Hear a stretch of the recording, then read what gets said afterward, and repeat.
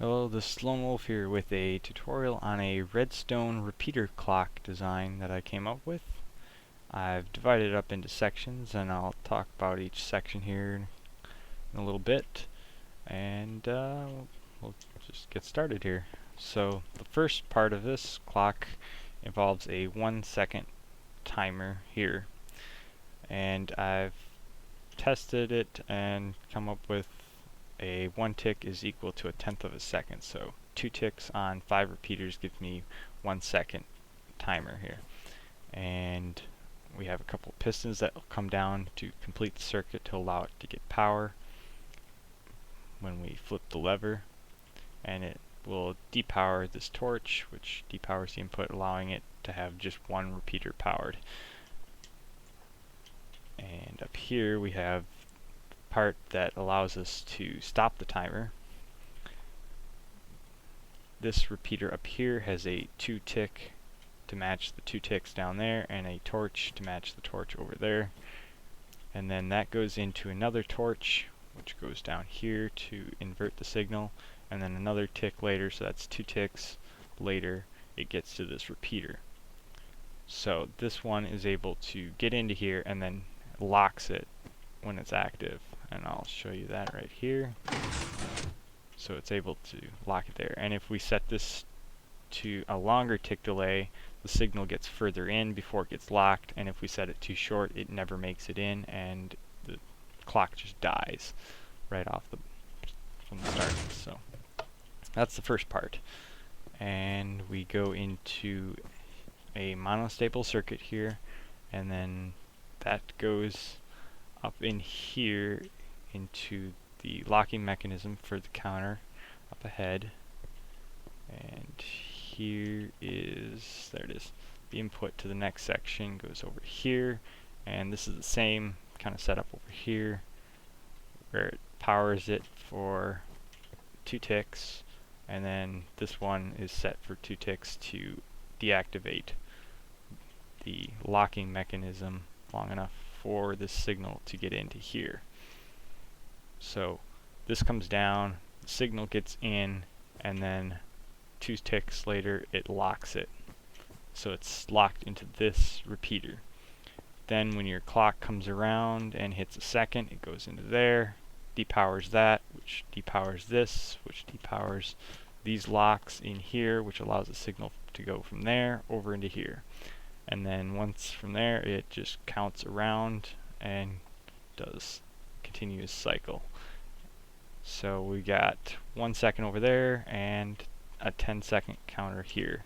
So 1, 2, 3, 4, 5, 6, 7, 8, 9, 10 repeaters, and then it restarts and continues to go around.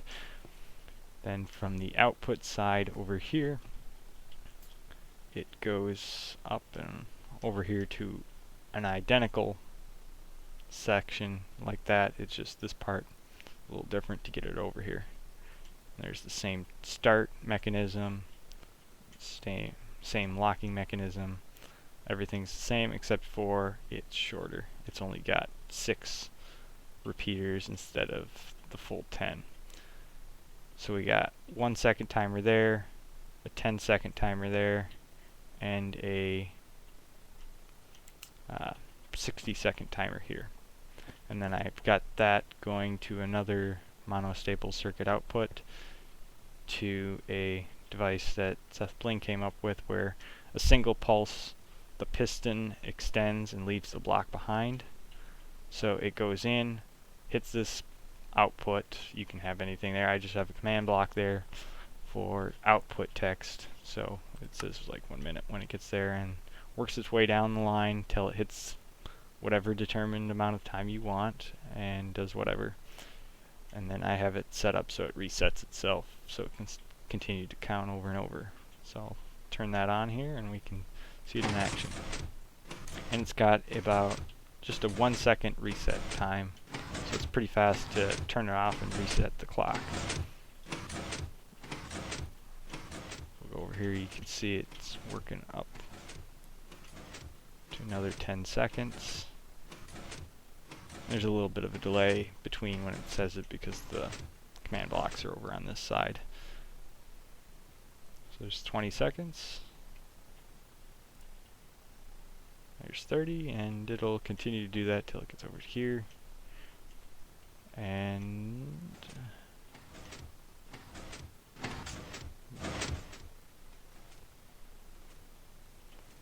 we'll just wait here for it to get to a minute.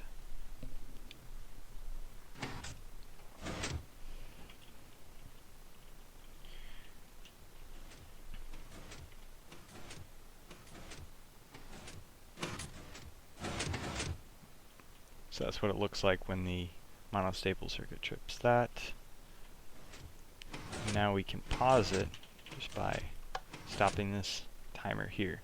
Because we got monostable circuits on every output, if it gets locked to say this one is on continuously like that, the output doesn't continue to affect the timer mechanisms ahead. And then this wiring here is just up to a little control panel design that I saw Etho use on one of his contraptions. And so 1 second, reset, that's all it needs. Timer's completely reset. So when we power that, it raises all these pistons, resetting that, and turns this torch on, and extends all these pistons to grab their blocks. So when you turn it back on, they pull those back into place to get the timer good. Hope you found this tutorial helpful. Thanks for watching.